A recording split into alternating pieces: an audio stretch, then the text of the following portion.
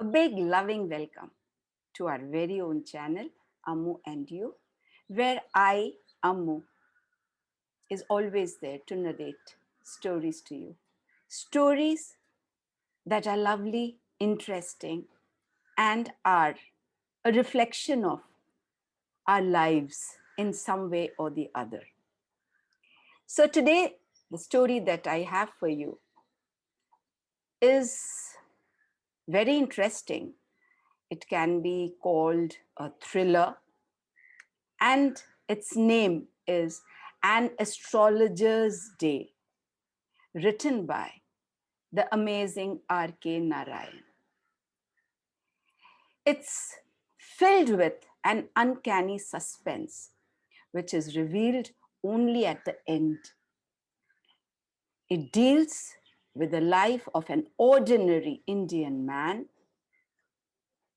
whose life, when touched by fate, had altered dramatically. So, without our knowing, fate plays an important part in our lives. That is what is shown in this story. So, An Astrologer's Day by R.K. Narayan. Punctually at midday, he opened his bag and spread out his professional equipment, the astrologer. And the equipment consisted of a dozen cowrie shells, a square piece of cloth with obscure mystic charts on it, a notebook, and a bundle of Palmyra writing. His forehead was resplendent with sacred ash and vermilion, and his eyes sparkled with a sharp, abnormal gleam, which was actually an outcome of a continual searching look for customers. But the customers took it to be a prophetic light. The astrologer wound a saffron-colored turban around his head. People were attracted to him as bees are attracted to dahlia stalks. He transacted his business by the light of a flare, which crackled and smoked up above the groundnut heat nearby. So he did not have any light of his own, but would transact his business using the light of the neighboring nut vendor. The place was a bewildering crisscross of light rays and moving shadows.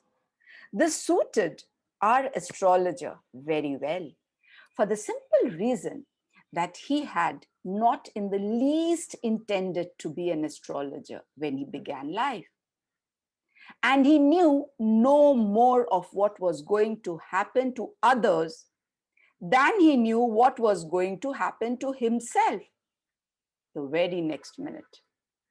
He was much a stranger to the stars, as were his innocent customers. Yet, he said things which pleased and astonished everyone.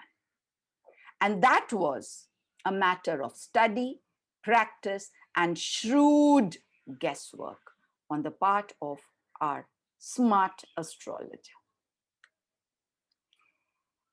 He had left his village behind, traveling a couple of hundred of miles, and it felt like an ocean flowed between them now. The astrologer had a working analysis of mankind's troubles, marriage, money, and the tangles of human ties, relationships. Long practice had sharpened his perception. Within 5 minutes, he understood what was wrong.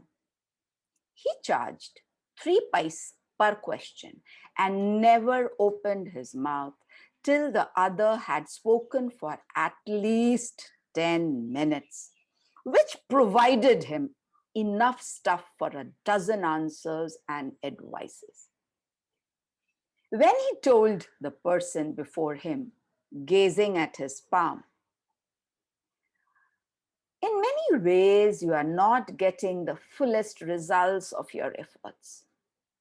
9 out of 10 were disposed to agree with him because mostly all of us feel so. Or he would question, is there any woman in your family, maybe even a distant relative, who is not well disposed towards you? Or most of your troubles are due to your nature. You have an impetuous nature and a rough exterior.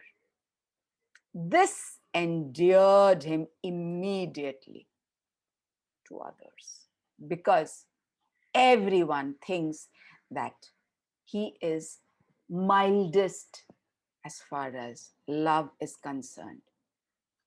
But he has a forbidding exterior. Now that day, the nuts vendor blew out his flare and rose to go after the end of the day. This was a signal to the astrologer to bundle up too. He picked up his cowrie shells and paraphernalia and putting them back into his bag, he realized that the green shaft of light was blotted out by a man standing in front of him. Sensing him to be a possible client, he said, "You look so careworn. It will do you good to sit down for a while and chat with me." The other grumbled. The astrologer pressed his invitation, and then the stranger thrust his palm under his nose, saying, "You call yourself an astrologer? Tell me something worthwhile." Our astrologer friend was piqued. "I charge only 3 pice per question, and what you get ought to be good enough for your money." At this, the stranger withdrew his arm, took out an anna, which was 6 paise then, and flung it at him, saying, "I have some questions for you. If I prove you are bluffing, you must return that anna to me with due interest." Now, the astrologer, maybe sensing some problem, tried to wind up, saying, "It's late today, and I think I'll wind up now. You can come to me tomorrow with your questions, and let's see how I answer them." But the other held his wrist and said, "You can't get out of it now. You dragged me in it while I was passing." The astrologer shivered in his grip, and his voice shook and became faint. "Leave me today. I will speak to you tomorrow." The other thrust his palm in his face and said, "Challenge is a challenge. Go on. Answer my question. Shall I succeed in my present search or not? Answer this and go. Otherwise, I will not let you go till you disgorge all these coins." The astrologer muttered a few incantations and replied, "All right, I will speak. But will you give me a rupee if what I say is convincing? Otherwise, I will not open my mouth and you may do whatever you like." The man had lit his matchstick, and in that flicker of the light. The astrologer could cast one look at his face. There was a pause. The stranger agreed to the dealing. The astrologer said, "You were left for dead. Am I right?" "Ah, tell me more. A knife passed through you once?" said the astrologer. "Good fellow." He bared his chest to show his scar. "What else?" "And then you were pushed into a well nearby the field. You were left for dead." "I should have been dead if some passerby had not chanced to peep into the well," exclaimed the other, overwhelmed with enthusiasm. "When shall I get at him?" he asked, clenching his fist. "I want him." "In the next world, it seems," answered the astrologer. "He died 4 months ago in a far-off town. You will never see any more of him." The other groaned on hearing it. The astrologer proceeded. "Guru Nayak, you know my name?" "Yes, Guru Nayak, as I know all other things." "Listen carefully to what I say. Your village is 2 days' journey due north of this town. Take the next train and be gone. I see great danger once again to your life if you go from home." He took out a pinch of sacred ash and held it out to him. "Rub it on your forehead and go home. Never travel southwards again, and you will live to be 100. "Why should I leave home again?" He shook his head regretfully, though. "He has escaped my hands. I hope he died as he deserved." "Yes," said the astrologer. "He was crushed under a lorry." The other looked gratified to hear it. The place was deserted by that time. The stranger left the place after giving the astrologer a handful of coins. He seemed to be satisfied and grateful.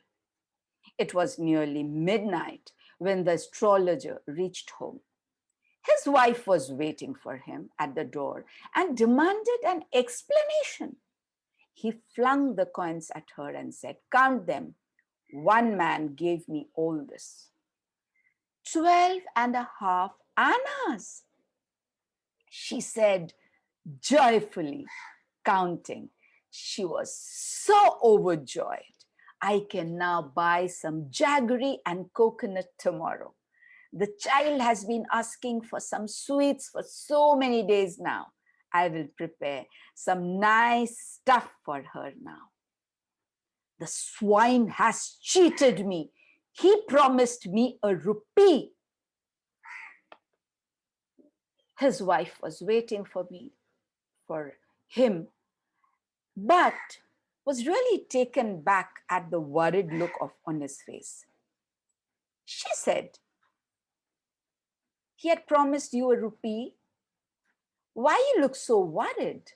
What is wrong?" "Nothing." After dinner, he told her, "Do you know, a great load is gone from me today.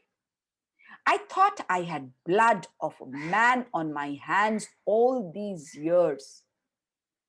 It weighed me down terribly. That was the reason why I ran from home, settled here, and married you. He is alive. Killing a man, the weight is no more. on my chest. She gasped. You tried to kill? Yes, in our village when I was a youngster. We drank, gambled, and quarreled badly one day. Why think of it now, though? Time to sleep, he said, yawning, and stretched himself on the pole, feeling light after many, many years, and fell off to deep sleep.